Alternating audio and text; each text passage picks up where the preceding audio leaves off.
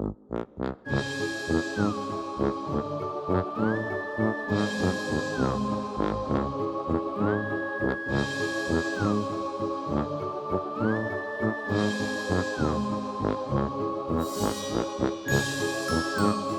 this is our second annual Lower School Scarecrow Breakfast organized by our incredible UFO.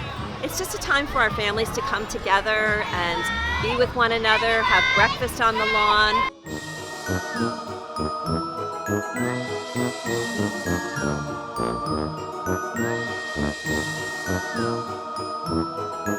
Scarecrow is Elsa, and it worked really hard to make. She's small, but I really worked super hard, and it's really nice to meet you. The Scarecrow is Mario themed because me and my family, we decided to have a Mario theme.